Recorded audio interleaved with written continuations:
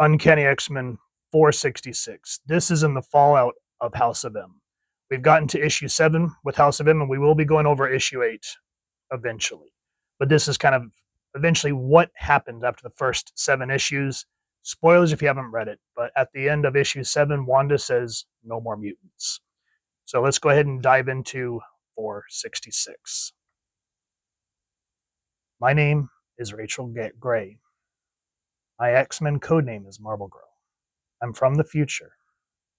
And then we see, I do appreciate the way that the narrative, like the visual narrative, kind of gives you the background of Rachel while we see what's happening. Essentially, dropping Rachel off at the Gray family house. I guess there's like a reunion going on, something to that degree.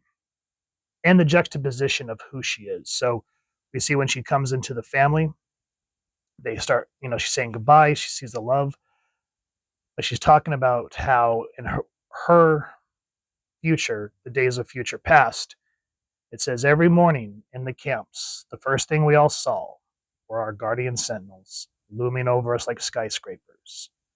They were designed for one purpose, to make mutant kind extinct. They damn near succeeded.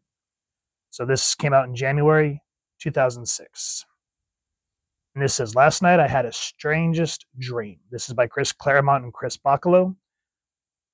Holdredge, Mendoza, Parsons. And then it says Olazaba doing the inks. Rapmund, Townsend. I hate when they don't give you like the full breakdown and they just kind of lump everybody's name together. It's a little frustrating, but whatever. It is what it is. Beautiful piece. And like I said, with Chris Bachalo, I forget how to pronounce his name. Let me know down in the comments. I loved his work on Generation X and Generation Next and Age of Apocalypse. But it seems like as we got into the 2000s, it's hit or miss. I mean, it looks nice here. But then we start looking at the rest of the pages and it just feels blocky. Like it's not horrible, don't get me wrong. But like here, we finally come in after Rachel breaks down everything about the future. And then she says, and just to kind of give you guys an idea of what the fallout entailed. At the moment, the world for mutants pretty much terminally sucks. The Sentinels are here courtesy of the federal government. They arrived with troops, the military arm of a new federal department, the Office of National Emergency, or ONE for short. We're all angry and scared about it. A couple of weeks ago, humanity went to its collective bed in a world where mutants were on the way to becoming the dominant species in both capabilities and population. Next morning, we woke up to discover that a huge percent of those mutants had not only lost their powers, but the gene sequence that made them mutants had been completely erased. So I think the way I understand it, ONE's there to kind of protect the mutants, because I think there's only like 198 mutants left, and that's kind of why this is called Decimation at this point. So all the greatest minds are working on it. And so we talk about M-Day, we talk about Days of Future Past, and then we kind of get that Chris Claremont levity, where she's playing basketball with her grandfather, which was Jean Grey's dad. And here, this is where I get a little, and it may just be me nitpicking, but Rachel looks good here, but like the hands and the face just look so off to me sometimes. Like I feel like they're bigger than they're supposed to be. But one thing that I do like, because remember, Claremont was the one that really kind of fleshed out Jean's parents, and we got to know them during the Dark Phoenix saga and in different stories. And I remember they were, they loved their kid, but they were a little stoic, and sometimes, at least that's how I took it. Here, we see that he's a little more that grandfather. How parents will be kind of strict with their kids, and then they're always a little more lenient with their grandchildren. But they're trying to have fun together. And then she stops and she goes, where was it? Hold on. There's a scene somewhere. It's not this page. Here. They're so good together. Same as with, when we see a picture of Jean. Don't go there, Elaine. I should cherish my grandchildren, but I miss my daughters. Damn you, Charles Xavier, if you hadn't drafted Jean for your wretched X-Men.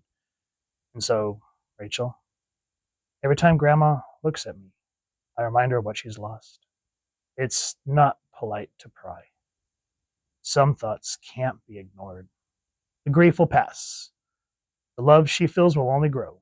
Meanwhile, time for a change of venue. Come on, Red, road trip. And it's understandable what she's feeling, even though it wasn't Charles's fault per se. I mean, I get the whole war children analogy, but yeah.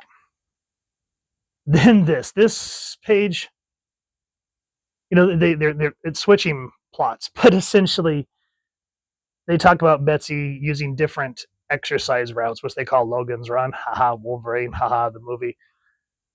But they talk about Betsy doing her morning stretches routine, as you can plainly see. And when you come to think, and so it says here, from one end of the estate to the other and back again.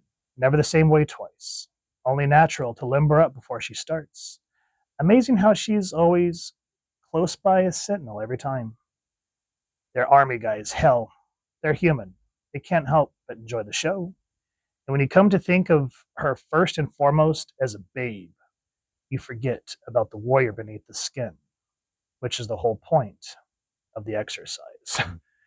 So it was one of those ones where I was like, oh, okay, but it's smart from the fact that Betsy's using what she has to distract one so that the X-Men can move around a little freely.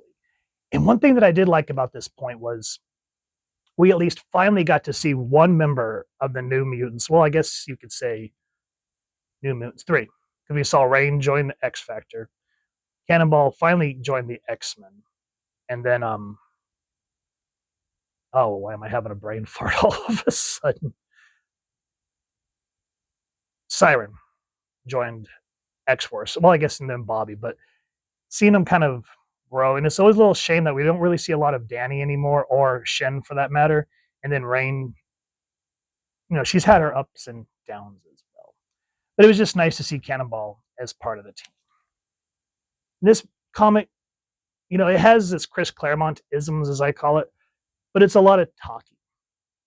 And it happens, but they're trying to give you as much information about M-Day and whatnot, like Emma and Cyclops meeting with one to talk about why they're being protected, why they don't appreciate what is going on, but still a lot of panels and a lot of reading.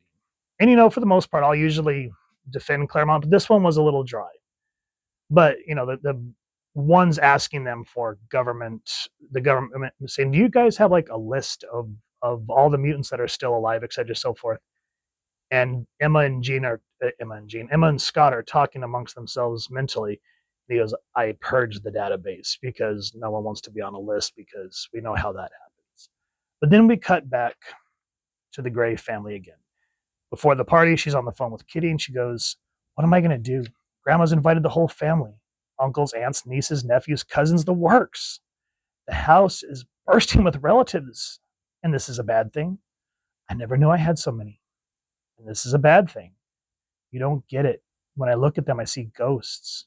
Rachel, in the future, you remember, by the time you were old enough to know your family, they'd all been killed. This is your chance to catch up with everything you missed out on. And so she goes, I can do this. I tell myself this over and over and over again. Be yourself. They're your family.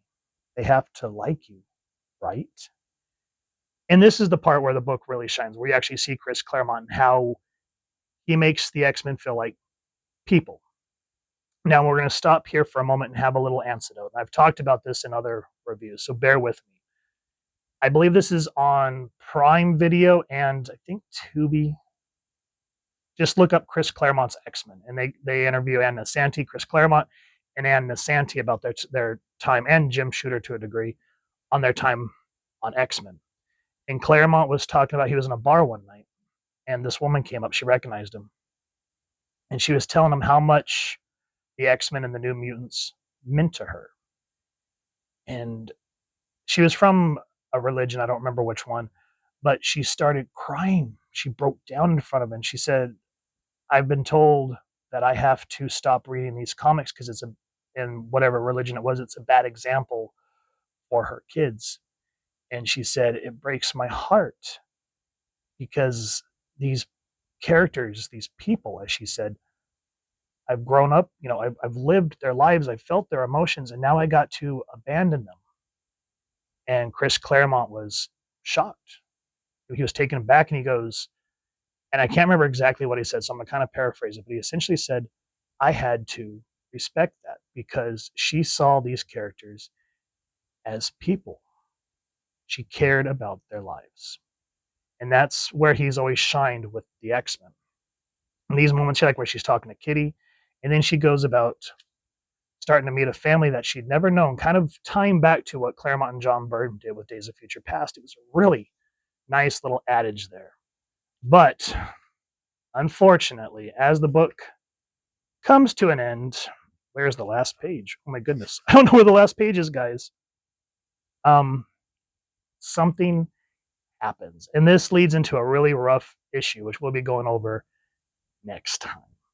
So with that said, it's a little slow, guys, but it's essential to kind of show what's happening with the X-Men post M Day. So if you've enjoyed what you've seen and you want to read the whole story and find out what happened, please first and foremost support your local comic shop or wherever it is like to get your action figures and comics and pick up this issue. And if you enjoy this channel, I really would appreciate if you take a moment to like, share, and subscribe. Helps the channel more than you could possibly know. And if you don't mind hitting that fancy little M bell next to subscribe, that way as I get to upload content, you guys get notified. Come to the channel, and I love talking with you all and hearing your thoughts and feedback down in the comments or the socials, which I'll make sure the links down in the description. And if you enjoy what I do and you'd like to support the channel, I've left the PayPal link in the description as well. And if not, I still appreciate you watching this video. Either way, thank you so much for stopping by. Hope you all continue to have an absolutely amazing day reading, and happy hunting, everyone.